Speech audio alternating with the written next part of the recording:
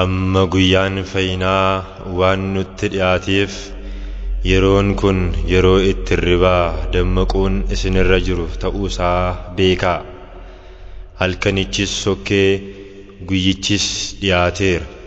Ergaa Phaawulos qulqulluu gara warra Roomaatti boqonnaa 13 lakkoofsa 11.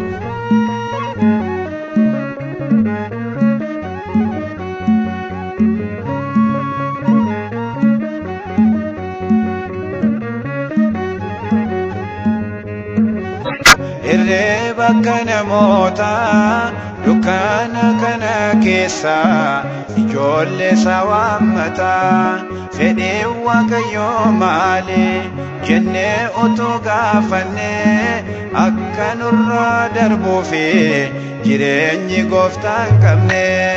Waaqayyo rafee beeku irreeba kana moota dukkaana kana keessa ijoollee sawaammata fedhii Waaqayyoo maali jennee utuu gaafannee akka nurra darbuufi jireenyi gooftaan qabne.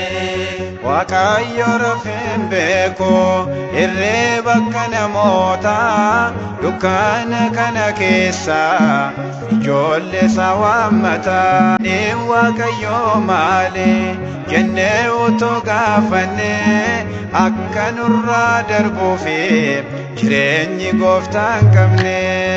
Waaqayyo rafee beeku irreeba kana moota dukkaana kana keessa ijoollee sawaammata fedhii Waaqayyoo maali jennee utuu gaafannee akka nurra darbuufi jireenyi gooftaan qabne. Egaa obboleessa koo mee gaaffiinsi gaafadha. Egaa obboleettii koo mee gaaffiinsi gaafadha. Utuu gooftaan kee dhufee balbala kee rukkutee ni bantaa fiire ati dammaqxee ribaa kaate.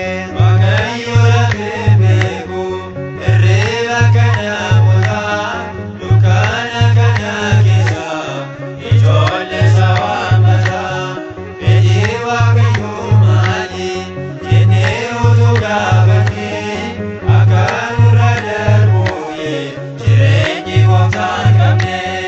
Utuu banteefi keessaan balbala salaphee kee si kunuunsa ol seenee Yesuus nyaachisaan kee hin ilaaltu hin hawwitu. Egaa harka namootaa kennaasaa isan dhumne barruusaa keessaa nyaatta. Waaqayyo rafee beeku irreeba kana moota dukkaana kana keessa ijoollee sawaammata fedhii Waaqayyoo maali jennee utuu gaafannee akka nurra darbuufi jireenyi gooftaan qabne. Bara dargaggummaa kee Waaqayyoo kee yaadadhu. Jireenya foonii dhiisii wangeeladhaan dhamadhu. Haa qophaa'u irreen kee haa baatu fannoo gooftaa yeroo dhufaatii isaati Giyoorgis wajjin baata. Waaqayyo rafee beeku irreeba kana moota dukkaana kana keessa ijoollee sawaammata fedhii Waaqayyoo maali jennee utuu gaafannee akka nurra darbuufi jireenyi gooftaan qabne. Bara dargaggummaa kee Waaqayyoo kee yaadadhu.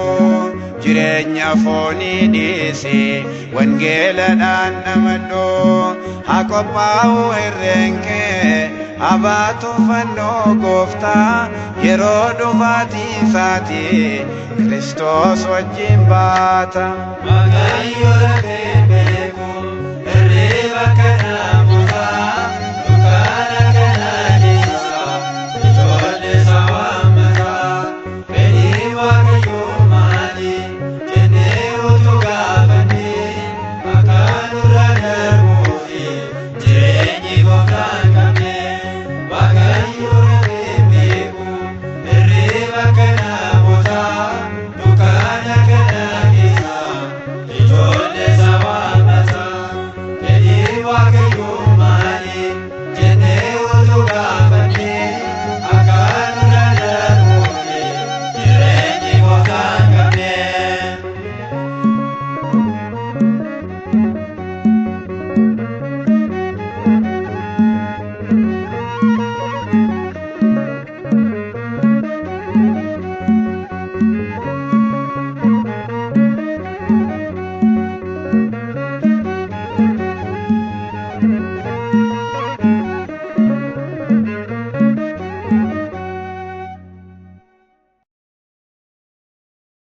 amma guyyaan